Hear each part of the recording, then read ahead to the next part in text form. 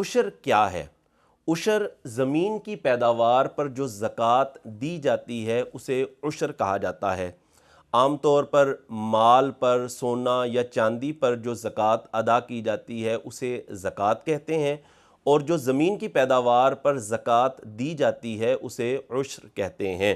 उशर का माना होता है 10वां हिस्सा, और ये ज़मीन की पैदावार पर फ़र्ज़ है। और अगर इसकी फ़र्ज़ियत को देखा जाए तो कुरान मजीद फ़ुरक़ान हमीद की ये आय पाक सूरतुल अनआम आयत नंबर 141 के अंदर अल्लाह रब्बुल इज़्ज़त ने इरशाद फरमाया, व आतू हक़्क़हू यौम हसादिही, कि खेती के कटने के दिन उसका हक़ अदा करो। तमाम मुफस्सिरीन इस बारे में फ़रमाते हैं कि ये आय पाक ज़मीन की पैदावार पर उशर के हवाले से है कि उशर को अदा करो। अब ज़मीन की पैदावार चाहे वो फसल की सूरत में है, चाहे वो फलों की सूरत में है, चाहे वो सब्जियों की सूरत में है, ज़मीन से जो भी नफ़ा आपने पैदावार की सूरत में लिया है उस पर उशर देना ये लाजिम होगा। और हदीस पाक से अगर दलील को देखा जाए तो सही बुखारी हदीस नंबर 1483 के अंदर नबी करीम अलैहिस्सलातु वस्सलाम ने इरशाद फरमाया कि वो ज़मीन कि जिसको बारिशी पानी से सैराब किया जाए या चश्मों से जिसको सैराब किया जाए चश्मों के पानी से, या वो उशरी हो, तो फरमाया उस पर उश्र यानी 10वां हिस्सा ये लाजिम होगा। और वो ज़मीन कि जिसको जानवर पर पानी लाद कर सैराब किया गया हो, फरमाया उस पर निस्फ उशर लाजिम है, यानी 20वां हिस्सा लाजिम होगा। आप इसका हिसाब यूं भी लगा सकते हैं कि ज़मीन अगर बारानी है यानी बारिशी पानी से वो सैराब होती है या नहरी पानी से उसको सैराब किया जाता है, तो उस पर उशर यानी 10वां हिस्सा लाजिम होगा। जैसे 100 मन अगर फसल निकली है किसी भी खेत से, किसी भी ज़मीन से 100 मन फसल निकली है, तो उसको आप 10 पर तकसीम करेंगे तो बराबर 10 मन आ जाएगा, तो ये 10वां हिस्सा होगा। यानी 100 मन पर 10 मन आपको उशर देना लाजिम होगा। अला हाज़ल क़यास, फिर इसी पर आप क़यास कर लें, अगर 200 मन निकली है तो जाहिर है फिर 20 मन उशर देना वाजिब होगा।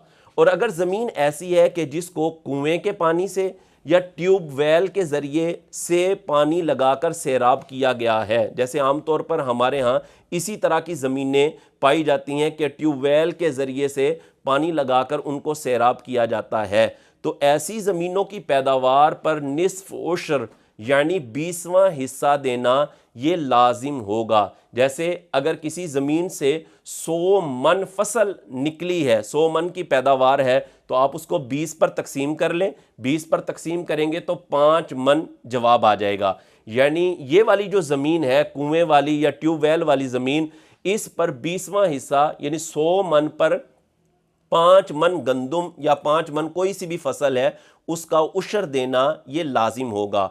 अच्छा, ये उशर आप रकम की सूरत में भी दे सकते हैं, जैसे ज़मीन की कुल पैदावार का आपने हिसाब लगाना है कि जितनी पैदावार निकली है वो कितनी रकम की बनती है। जैसे वो 1 लाख रुपए की बनती है और ज़मीन ऐसी थी कि जो बारानी थी या नहरी थी, तो आप 1 लाख को 10 पर तकसीम करेंगे तो उशर जो आएगा वो 10,000 रुपये होगा। 10,000 रुपया उशर देना लाजिम होगा। और अगर ज़मीन ट्यूबवेल वाली है, कुएं वाली ज़मीन है, तो अब उसमें अगर आपकी फसल 1 लाख रुपए की बनी है तो आप उसको 20 पर तकसीम करेंगे तो जवाब 5,000 रुपया आएगा, तो निस्फ उशर 5,000 होगा। तो उशर आप फसल की सूरत में भी दे सकते हैं और रकम की सूरत में भी दे सकते हैं।